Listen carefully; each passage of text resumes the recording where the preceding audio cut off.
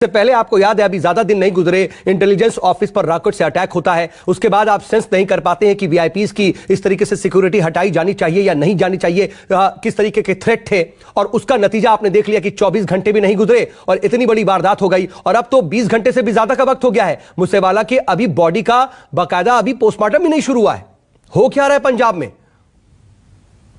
खालिद, ये जो कल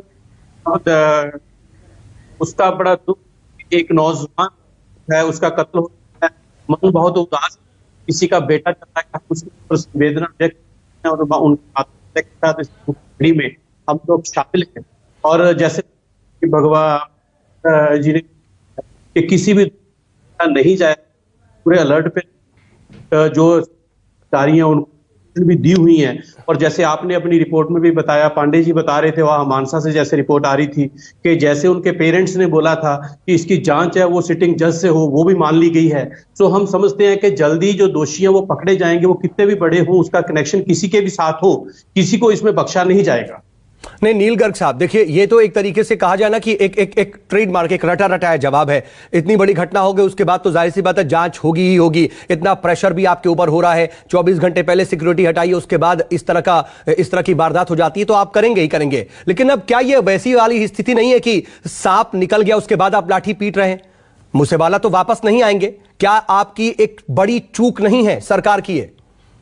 नहीं, देखिए इसमें ये सभी लेवल के ऊपर इन्वेस्टिगेशन होगा, जहां पे जिसका भी जो दोषी पाया जाएगा, जिसकी भी इसमें चूक होगी, किसी को भी बख्शा नहीं जाएगा। और ये हम आपके चैनल के माध्यम से लोगों को भी बताना चाहते हैं, दोषी कोई भी हो वो पकड़ा जाएगा और पकड़ के उसको कानून के मुताबिक जो सजा बनती है वो भी देंगे। लेकिन इस चीज मुद्दे के ऊपर एक चीज मैं आपको बताना चाहता हूं कि जिस ढंग से कल से इसके ऊपर सियासत हो रही है, हमारे जो अपोजिशन पार्टियां, चाहिए तो ये था कि एक माता पिता का बेटा चला गया इस दुनिया से, एक नौजवान चला गया इस दुनिया से, इस दुख की घड़ी में सभी लोग शामिल होते, पर जिस ढंग से राजनीति हो रही है, सियासत हो रही है, लेकिन वो बिल्कुल गलत बात है। सियासत करने के लिए और बहुत से मुद्दे हैं, आप सरकार को घेरिए नहीं, लेकिन अगर भगवान न करे, मैं ये कहूंगा गर साहब, भगवान न करे, लेकिन अगर सेम उल्टा हो जाता, अगर किसी दूसरी पार्टी की सरकार होती और आप अपने एक ऐसे शख्स जो आपका कार्यकर्ता था, आपने टिकट दिया था विधानसभा का, उसके साथ कुछ ऐसा हो जाता, आप सवाल नहीं उठाते, आप पूछते नहीं, आप सरकार को नहीं घेरते, सिर्फ सांत्वना देते? खालिद जी देखिए, आप हमारा हिस्ट्री उठा के देख लीजिए, हमने कभी भी ऐसे संवेदनशील मुद्दों के ऊपर सियासत नहीं की है। हम लोगों ने हमेशा ही जब सियासत की है तो वो उन सवाल उठाना, अगर एक वाजिब बात है, अगर किसी पार्टी के कार्यकर्ता की या फिर पूर्व प्रत्याशी की सरेआम हत्या हो जाती है, उसके पीछे क्या सर्कमस्टांसेस है उसको बताने की जरूरत नहीं है। अगर उस पर कोई पार्टी सवाल उठाती है तो मुझे नहीं लगता कि शायद इसे सीधे सीधे सियासत कह देना ठीक होगा। नहीं, सवाल उठाना अलग चीज है, सवाल ये भले उठाएं, लेकिन जैसे आपको बताया गया है कि डीजीपी साहब ने भी अपनी सफाई दे दी है और सीएम साहब ने भी बोला है। और जब सीएम साहब बोल रहे हैं कि जो भी दोषी होगा वो पकड़ा जाएगा, वो जल्द सलाखों के पीछे होगा, उनको सजा देंगे। ठीक है, गर्ग साहब मैं आता हूं। सुरेंद्र भाई, आप लोग सियासत कर रहे हैं, जो स्थिति हुई, जो होना था, उसके बाद तो सरकार बहुत ज्यादा एक्टिव है, चारों तरफ से पूरी कोशिश हो रही है, एसआईटी गठित हो गई, 6 लोग गिरफ्तार हो गए, दिल्ली से भी कनेक्शन निकाल लिया गया, फॉरेंसिक जांच हो गई, पोस्टमार्टम भी होने वाला है। अब तो सियासत मत कीजिए, कह रहे हैं गर्ग साहब। सऊद भाई, सारे कांग्रेसियों को पंजाब के मार दीजिए, सारे डेरे के प्रमुखों को मार दीजिए, सबकी सुरक्षा हटा लीजिए, सारे भाजपा के बड़े नेताओं को मार दीजिए, अकालियों के नेताओं को मार दीजिए।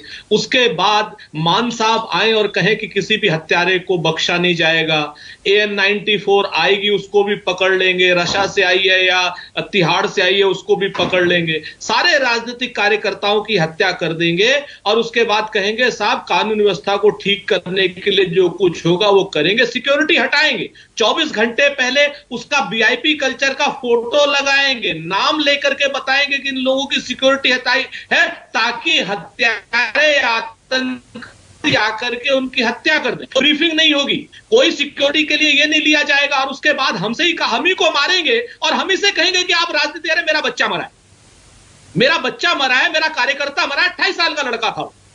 आप मुझे सिर्फ इतना बता दो सऊद भाई, जो जवाब आपका वो जवाब मेरा। पहली चीज तो उसकी सिक्योरिटी हटाने का ढिंडोरा किसने पीटा? किसी बदमाश ने पीटा या मान ने पीटा? अरविंद केजरीवाल ने पीटा, आप पार्टी ने पीटा। और उसके बाद उसकी सिक्योरिटी को हटा करके आतंकवादियों को, गुंडों को, बदमाशों को किसने बताया? सरकार ने बताया। तो प्रथम दृष्टया दोषी तो सरकार है, भगवंत मान की और अरविंद केजरीवाल की। इनको फांसी होनी चाहिए। उसके बाद उसका डीजीपी ये बोलता है ये गैंगवार है, मेरा लड़का जो सिद्धू क्या नाम मूसेवाला है ये गैंगस्टर था। बात करते कितने केस थे इसके खिलाफ, कोई बताएगा मेरे को? इस लड़के को 30 गोली मारी। उसके बाद कहते हो हम उससे पहले कांग्रेसी कार्यकर्ताओं की हत्या हो रही है, उससे पहले रॉकेट क्या नाम लॉन्चर अटैक हो रहा है पंजाब में। सारे पंजाब को बारूद के ढेर पे बैठा दे रहे हो। सारे पंजाब में रशा से क्या नाम गन्स आ रही हैं। आप कह रहे हो कि साहब वो तिहाड़ में बैठे हैं, आप कह रहे हो फलानी जगह बैठे हैं, और उसके बाद आप जो है उसके बाद ही हम ही से कह रहे हो कि हम राजनीति कर रहे हैं। क्या जवाब ले लेता हूं, ये लोग जवाब ले लेता हूं। सरकार नहीं चलानी आती, मत चलाओ।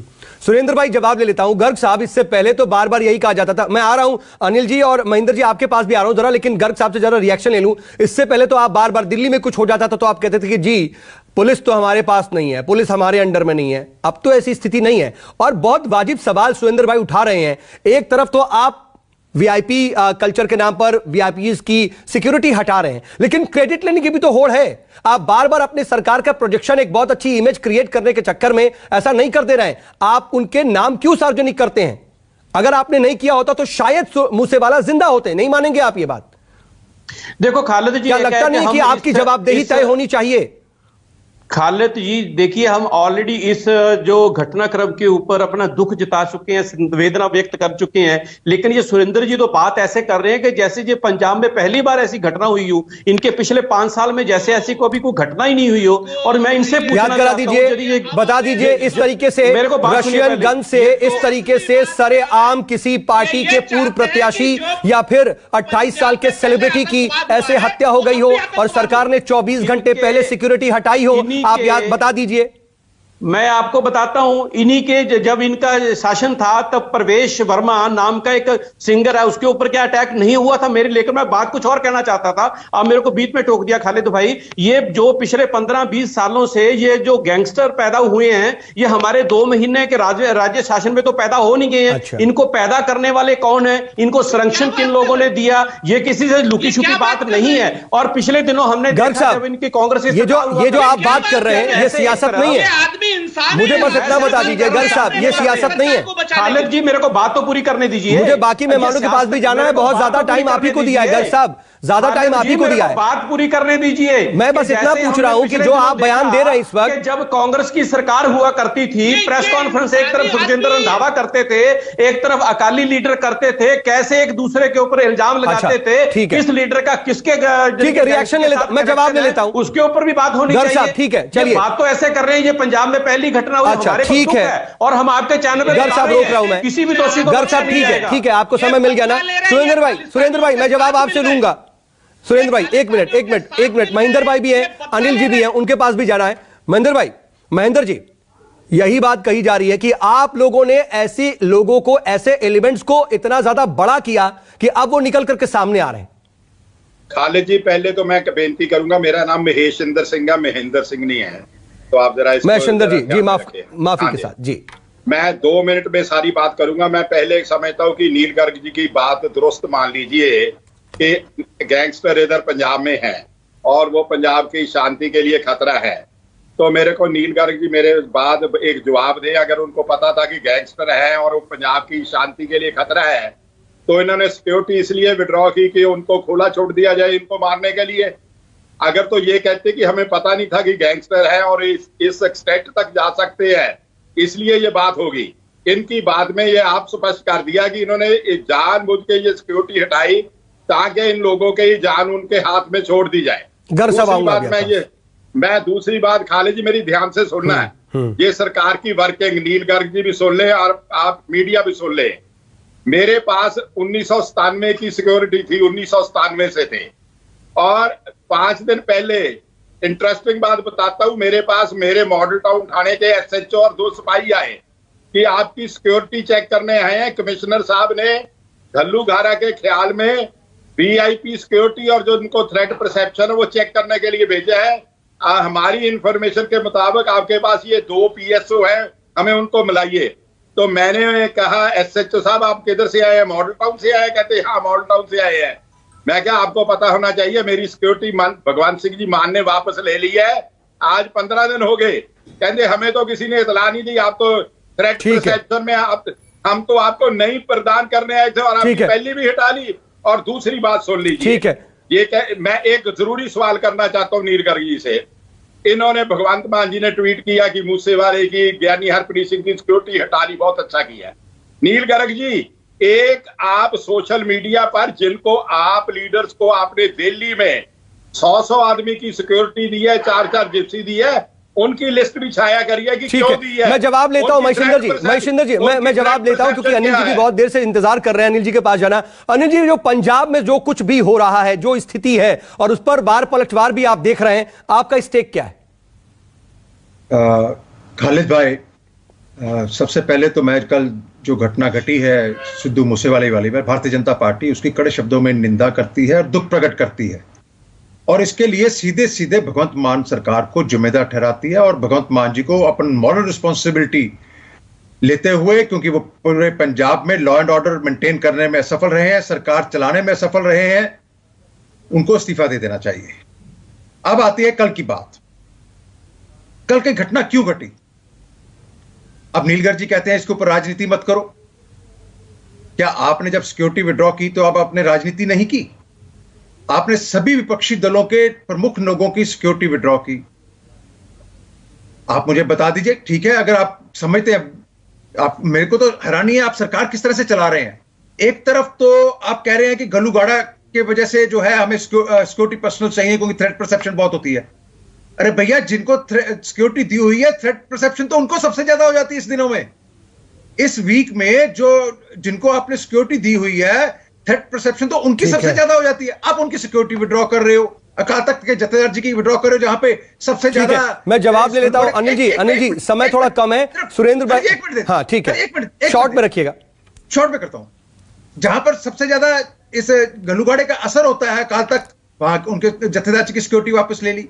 फिर मेरी बात, चलिए ठीक है, आपको बहुत मजबूरी होगी, इन जो प्रोटेक्टेड्स हैं उनकी आपकी जरूरत नहीं होगी, पर आप मुझे यह बता दीजिए, अगर इतनी ज्यादा गंभीर समस्या थी तो आपने जो 92 सिक्योरिटी पर्सनल्स केजरीवाल को भेजे हैं उनमें से कितने विड्रॉ किए? ठीक है, मैं जल्दी से कुछ सेकंड में जवाब दे लूं। सुरेंद्र भाई भी इसमें रखना चाह रहे हैं। अगर सुरेंद्र भाई माफ कीजिएगा, मैं देखिए समय नहीं है, बिल्कुल समय नहीं है, ब्रेक पर जाना पड़ रहा है। और गर्ग साहब, मैं आपके पास भी नहीं आ पा रहा हूं समय की कमी की वजह से, लेकिन कुल मिलाकर के इस पे जवाबदेही तो तय होनी चाहिए। बार पलटवार हो रहा है, एक दूसरे पर कहीं ना कहीं सवाल खड़े किए जा रहे हैं, लेकिन इसकी तह में जाने की जरूरत है। मेन गलती और मेन कमी कहां से हुई वो भी देखना होगा। आप सभी मेहमान हमारे साथ शामिल हुए, इसके लिए आपका बहुत बहुत शुक्रिया। एक छोटा सा ब्रेक, बने रहिए न्यूज़ 24 के साथ। नमस्कार, मैं हूं मानक गुप्ता। अगर आपको हमारा ये वीडियो पसंद आया हो तो इसे लाइक और शेयर जरूर करें और हां, हमें सब्सक्राइब और फॉलो करना ना भूलें ताकि आप देश और दुनिया की कोई खबर मिस ना करें। तो जुड़े रहिए हमारे साथ और देखते रहिए न्यूज़ 24।